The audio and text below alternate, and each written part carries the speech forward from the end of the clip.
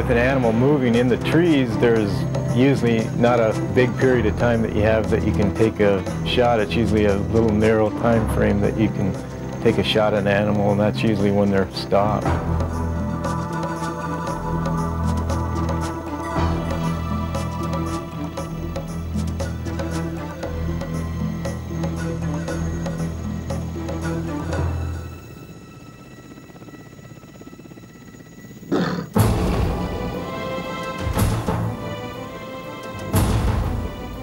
A dart doesn't fly like a bullet. A dart is affected by gravity, and it's also affected by prop wash, and it flies more like an arrow.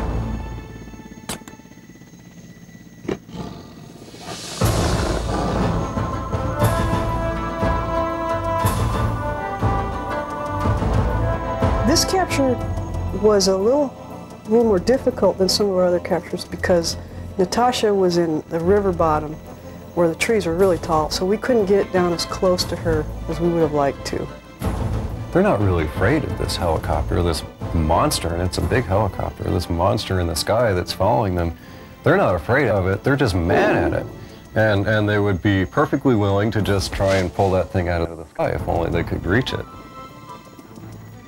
So you get a dart in, you wait a little bit, and see what kind of effect it has, because it takes 5 to 10 minutes for ketamine to have an effect on the animal.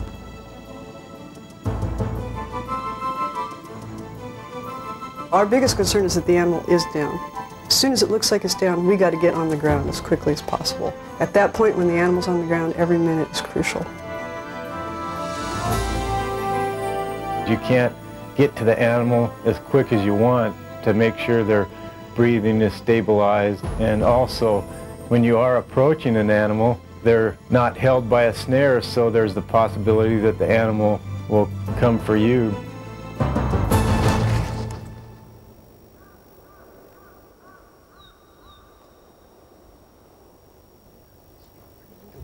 We all share in making sure that we're monitoring respiration all the time. Yeah, you can get visual on her pulse.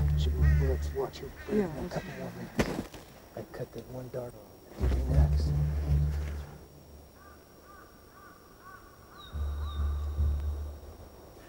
Tip her head back a little bit. Except for that one canine, her teeth are pretty good, huh? Both lower ones are gone. Oh, both of them are.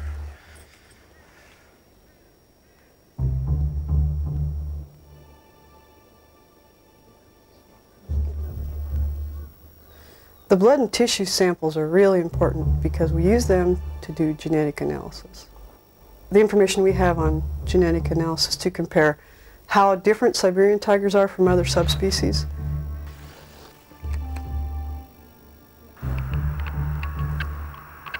We've got to get that radio color changed, so we want to make sure that the capture is successful, but we're always worried about the animal's safety. That's number one. Plenty of room, but I think I can give her a little more. Which is third one. Yeah, we've been going on the fourth on some of the adults. Okay. Time? Okay, we're gonna get tooth photos right now. Well, we age tigers by their teeth and by tooth wear, but for us to have photographs of the teeth, we can then compare all of our different tigers at the same time. Pull the lip up right here. Yeah, beautiful. We like to leave a tiger that's showing some signs of getting up. Whoa, head up, head up, head up. And once they start to show a little bit of head movement, it's still going to be usually another 10 or 15 minutes before they can really, get up and walk away or something, at least that long. But she's getting up. She's getting up.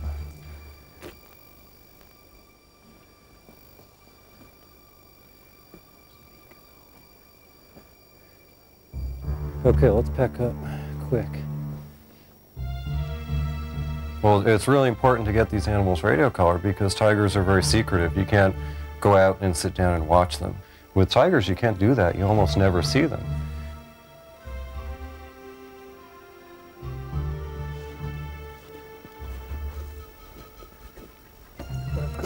the information that we are getting is real important for putting together a conservation plan. It actually could save the species.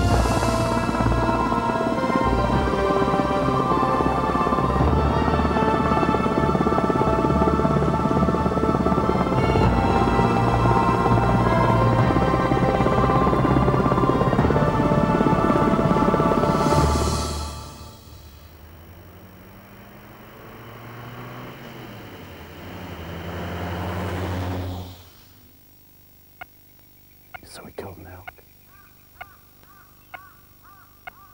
When we started our research program here in 1992, our goal was not simply to study tigers, to have a better understanding of them from a scientific perspective.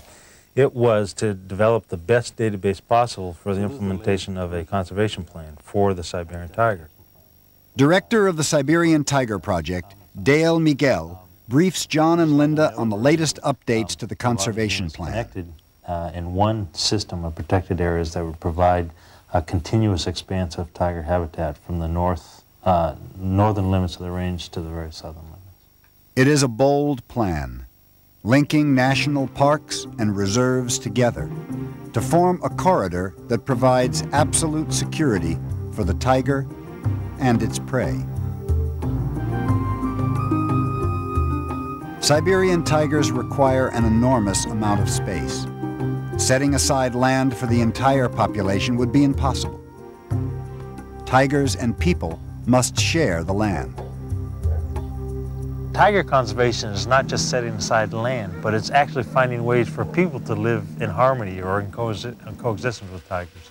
It means use of the resources, the natural resources, in a way that does not damage them. Dale works with community members to implement tiger conservation on the local level.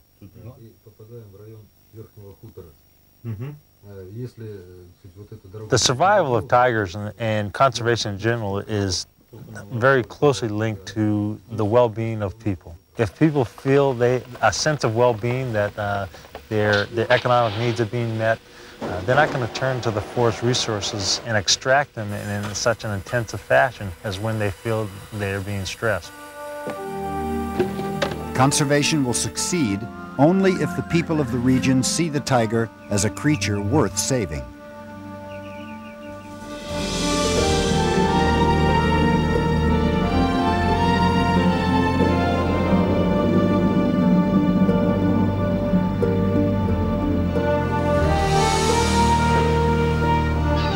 It is late autumn in the Russian Far East, a time of change.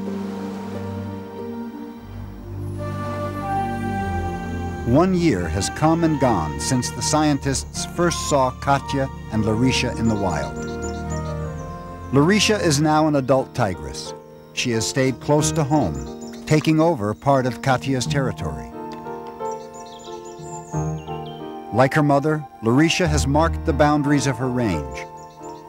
She has even found a mate, a radio-collared tiger named Jenny.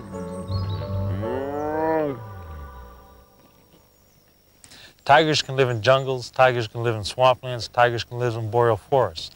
But what is critical is where those ungulates, where that prey base can live. And so when we ask, how do we save tigers, how do we save tiger habitat, we're really asking, how do we save habitat for the ungulates upon which tigers survive?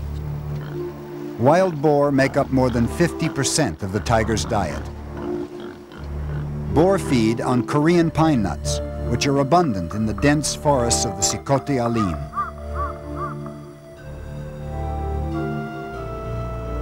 Korean pine is also a highly valued timber source. Large numbers of these trees have been cut from the taiga, and although now protected, illegal logging of Korean pine continues to this day.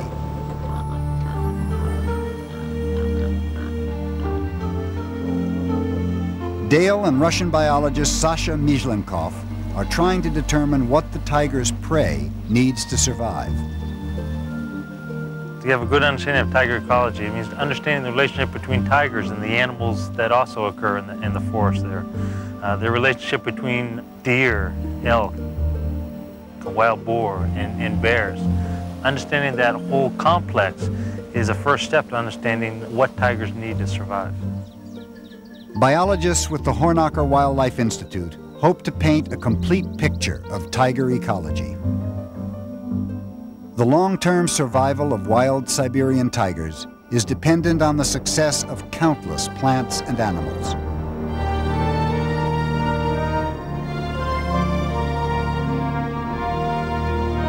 Larisha's mate, Jenny, has spent the last 3 days in one area. He moved on early this morning.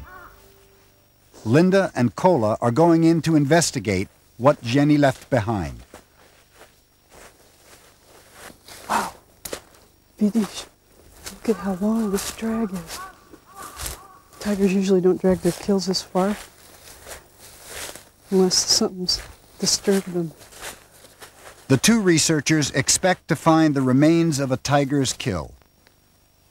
What they discover shocks them both.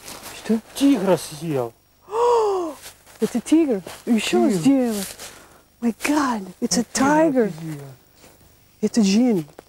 Задняя. Это маленький. Дай замер.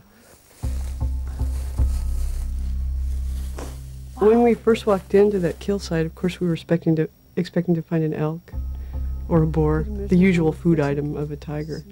It was pretty shocking when we looked down and saw tiger paws. 8 сантиметров. 8 centimeters. Да. 8 centimeters. Да. 8 centimeters. This is a cub. 7.5 centimeters. It's a young. Это очень молодой. The researchers must now determine the identity of the tiger and how it died. Linda fears the dead tiger is Larisha. Взрослый, не вот этот, не... Oh, there's blood here on her nose. Almost like she had come off a kill. Maybe. Her bone was broken. Her rib was broken. Не ломай. It's almost like they were broken off. The claws are dull on the end, almost like they were. She was dragging. Almost shattered on the end, but they're not bleeding. We were looking at her claws because they were black and they were eroded on the end, as if she had been drugged on the asphalt. Kola and Linda are confused by their findings. Broken bones, ripped flesh, tar in the fur. A tiger did not kill this animal.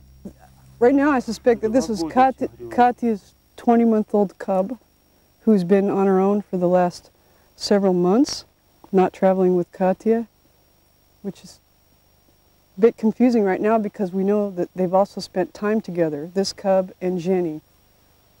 They've shared kills and we suspected that they mated, so I'm not sure what's going on, but what we need to do is search this area more, see if we can find a few more bones, see if we can find some more tracks, and try to piece the puzzle together. We work with these animals every day. That's our job, is to track these animals and they become like part of our family. And we know so much about them, though we rarely see them. And all of our radio-colored tigers are individuals to us. And so when something happens to one of them, it becomes a personal thing, a personal loss. The dead tiger is Larisha, Katya's only daughter. The young tigress John and Linda knew so well is dead. We knew exactly when that cub was conceived. We knew exactly when that cub was born. Although we never had a radio collar on the cub, we followed it through the first 2 years of its life when it was still traveling with Katya, and after that kept following it through tracking in the snow. So by losing this cub, we lost a lot of information. Linda and Kola's investigation leads them to the road. We determined that the animal was hit by a car. Actually hit by a large truck. The tracks start here. It's like they hit her and they drug her under the back tires all the way to here. That's about, what, 15 meters? They also think that those people threw her over there. The driver then picked up Larisha's limp, bloody body, dragged her to the side of the road, and threw her down the gully. Larisha's mate, Jenny, found the young tigress. Tracks show that he carried her more than 200 yards, an incredible distance, to a clearing in the forest. Jenny stayed